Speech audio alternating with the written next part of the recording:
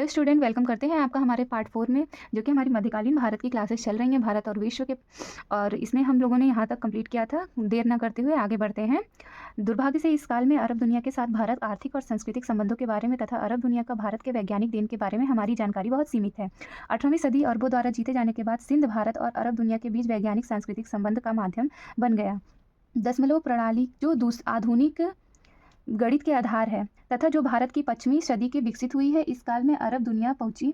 9वीं सदी के अरब गणितज्ञ अल-ख्वारिज़्मी ने इस अरब दुनिया को लोकप्रिय बनाया।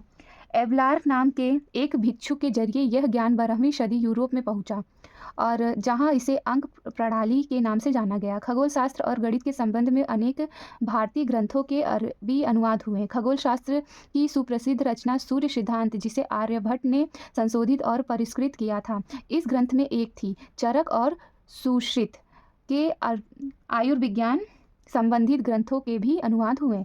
भारतीय व्यापार और सौदागर इराक और ईरान के बाजारों में जा रहे थे तथा बगदाद के खलीफा के दरबार में भारतीय चिकित्सकों को उस्ताद कारीगरों का स्वागत किया जा रहा था। संस्कृत के अनेक साहित्यिक ग्रंथों को अरबी के अनुवाद किया गया, जैसे कलील व दिम्मना, जो पश्चिम के ईशप की कथाएं के आधार बन गया। अरब दुनिया में भारतीय विज्ञान का दर्शन तथा बाद में काल में भारत पर अरब विज्ञान का प्रभाव का विस्तृत अध्ययन इन दिनों जारी है। 10वीं सदी के आरंभ तक अरब इस स्थिति में पहुंच गया था कि वे विज्ञान के विभिन्न क्षेत्रों के स्वयं कोई योगदान कर सके। इस काल में अरब दुनिया के ज्यामिति, बीजगणित, भूगोल, खगोलिक, प्रकाशिक, रसायन, चिकित्सक आदि के विकास ने उसे विज्ञान के क्षेत्र में अग्रणी बना दिया। अरब भूगोल शास्त्रों की रचनाओं और मानचित्रों के विश्व संबंधित ज्ञान को उत्पन्न बनाया। अरबों ने खुले समुद्र की यात्रा के लिए नए साधनों का विकास के भी मदद पहुंचाई। इन साधनों की 15वीं सदी तक उपयोग होता रहा। भारत और पड़ोसी देश के बारे में अरब व्यापारियों के विस्तृत हमारे लिए जानकारी के उपयोग स्रोत हैं। दुनिया में कुछ सबसे समृद्ध पुस्तकालय तथा प्रमुख वैज्ञानिक प्रयोगशालाएं अरब दुनिया के इसी काल में स्थापित की गई। पर यह याद करना जरूरी है कि इसमें से अनेक उपलब्धियां अरब के बाहर खुरासान, मिस्र, स्पेन आदि के लोगों द्वारा किया गया कार्यों का परिणाम थी। इसे अरब विज्ञान इसलिए कहा गया है कि इन पूरे क्षेत्र में अरबी ही साहित्य और चिंतन की भाषा थी। अरब दुनिया के विभिन्न देशों में लोग स्वतंत्र रूप से जहां जा सकते थे और जहां चाहे काम कर सकते थे, बस सकते थे। वैज्ञानिक और विद्वानों के प्राप्त उल्लेखनीय वैदिक और व्यक्तिगत स्वतंत्रता और इसके प्राप्त संरक्षण भी अरब वैज्ञान के सभ्यता के उल्लेखनीय वृद्धि का महत्वपूर्ण कारण थे।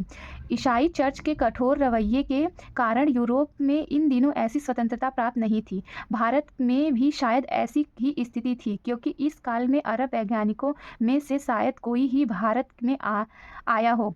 भारतीय विज्ञान के विकास की गति भी धीमी रही।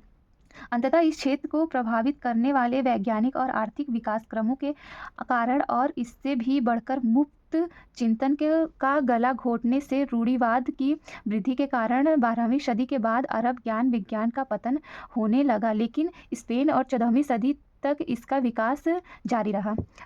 आज की ये वीडियो अरब सागर की एंडिंग यहाँ से होती है और फिर हम स्टार्ट करेंगे अफ्रीका। अरबों ने हिंद महासागर, पश्चिम एशिया और भूमध्य महासागर के व्यापार के बाद अफ्रीका में घनिष्ठतर संबंध कायम किए। अफ्रीका के पूर्व तट के किनारे किनारे आलिंदी और जंजीबार तथा अरबों के प्रवास की व्यापारिक कार्यकलापों के बहुत वृद्धि हुई, लेकिन अरबों के व्यापार में बड़े पैमाने पर गुलामों का तथा सोने की हाथीदांत आदि का निर्यात भी मिला। अफ्रीका में इस काफ़ी प्राचीन शक्तिशाली इथियोपिया के राज्य भी थे, जिसमें अनेक नगर थे। इथियोपिया वाले हिंद महासागर के अदन के लेकर भारत तक व्यापार करने थे। हबशी कहलाने वाले ऐसे अनेक हथियोपियासी ईसाई थे। हिंद महासागरीय सागर में वे बैजंतीनी साम्राज्य के घनिष्ठ सहयोगी थे। बैजंतीनी साम्राज्य के पतन के बाद उनकी आर्थिक स्थिति कमजोर हो गई। थैंक यू फ्रेंड्स, आज के लिए इतनी क्लासेस सही है। अब आगे की क्लासेस में चीन और दक्षिण पूर्व एशिया पढ़ेंगे और फिर शायद ये हमारी लास्ट क्लास होगी, जो पार्ट 5 में हम आपको प्रोवाइड करेंगे। Thank you.